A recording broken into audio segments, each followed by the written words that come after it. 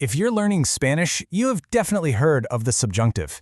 It's kind of like the final boss of Spanish grammar, right? But what if I told you it's not nearly as scary as it sounds? Today, we are going to demystify it for good. So, does this feel familiar? For so many of us, the subjunctive just feels like this last massive hurdle before you can really feel fluent. If you've ever been completely stumped by it, trust me, you are not alone. It is a super common sticking point, and today we're going to make it finally click. Okay, the single most important light bulb moment thing to get is this. The subjunctive is not a tense. It has nothing to do with when something happens. Instead, it's a mood. And it's all about the speaker's perspective, how they feel about something, what they want, or whether they doubt it's true. Let's think of it like this. Tense is objective. It just puts an action on a timeline. Past, present, future. Simple. But mood is subjective. It's the language we use for things that are not concrete facts. We're talking about possibilities, hopes, and doubts. Once you really get that shift in your head, you've honestly won half the battle. So, how do we actually spot this mood of possibility out in the wild? Well, luckily, there's a golden rule, a basic sentence structure that's a huge clue that the subjunctive is probably coming up. This is the blueprint you need to look for. It's basically a cause and effect. You've got your main clause that sets a certain mood, then the little connecting word, que, and then a second clause that gets affected.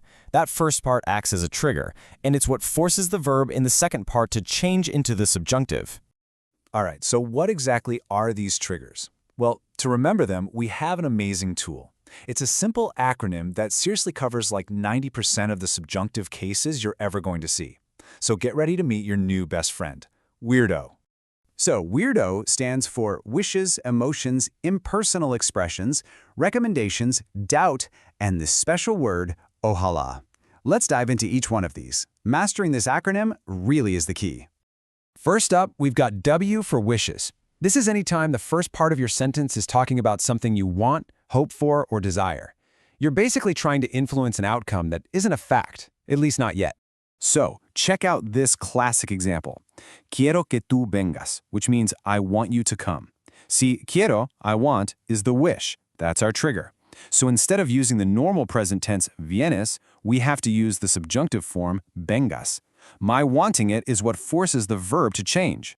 Next up, E is for emotions. So whenever your main clause is expressing a feeling, you're happy, sad, surprised, whatever, about something else, that triggers the subjunctive. Why? Because the focus isn't on the action itself, it's on your emotional reaction to it. And here's a perfect example of that. Me alegra que estés aquí. That means I'm happy that you are here. A simple statement of fact would just be, estás aquí, you are here.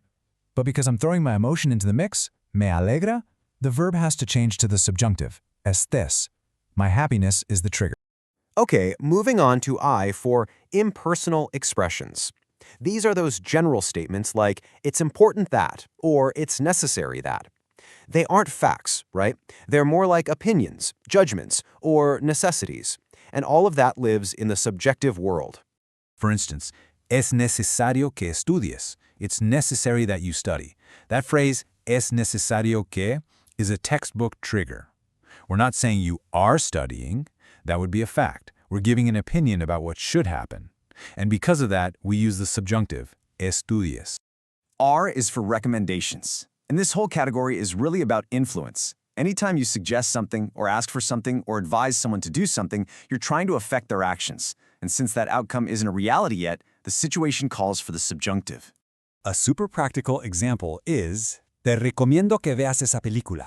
I recommend that you see that movie. My recommendation is the trigger for the subjunctive, veas. I'm not stating as a fact that you will see it, I'm just suggesting it. And now for a huge one, D for doubt. This is maybe the purest use of the subjunctive. If the main clause expresses any kind of doubt, or denial, or uncertainty, then the second clause absolutely has to be in the subjunctive. You are literally saying that something is not a confirmed reality. The key here is the negation, that little word no. No creo que sea verdad means I don't believe that it is true. Now, if I said creo que es verdad, I believe it is true, I'm certain, so I use the regular indicative verb. But the second I add no, that introduces doubt, and bam, That triggers the subjunctive sea. And finally, we have O for ojalá. This one's the easy one. Ojalá is a special word with a lot of power. It comes from Arabic. It means something like God willing. And it always, always, always triggers the subjunctive. Think of it as a supercharged way to express hope. You can just feel the energy in this one. Ojalá que ganemos. I really hope we win. It's not a fact. It's a passionate hope.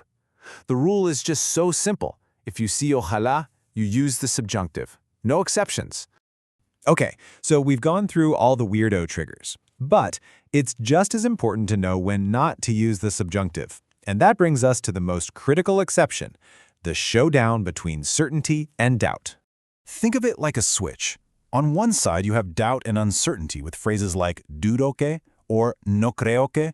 Those flip the switch to the subjunctive. But on the other side, when you express certainty with phrases like no dudo que, I don't doubt, or creo que, I believe, the switch flips back to the regular, normal, indicative mood.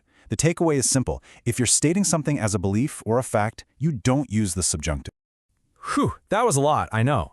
So let's pull it all together into a simple, step-by-step flow chart that you can use anytime you're trying to figure out if you need the subjunctive or not. Here's your mental checklist. First, does the sentence even have two parts connected by K? If not, you probably don't have to worry. If it does, move to step 2. Look at that first part. Is it a weirdo trigger? Then, step 3, if yes, use the subjunctive. But if it's expressing certainty, like I think that, or it's true that, then you stick with the normal verb. This process is going to get you the right answer almost every single time. So you see, the subjunctive isn't just a bunch of boring grammar rules. It's actually a really cool tool for adding emotion, nuance, and your own perspective to the language. So don't be afraid of it. Embrace it as the language of possibility. And, using what we just learned, espero que te ayude esta explicación.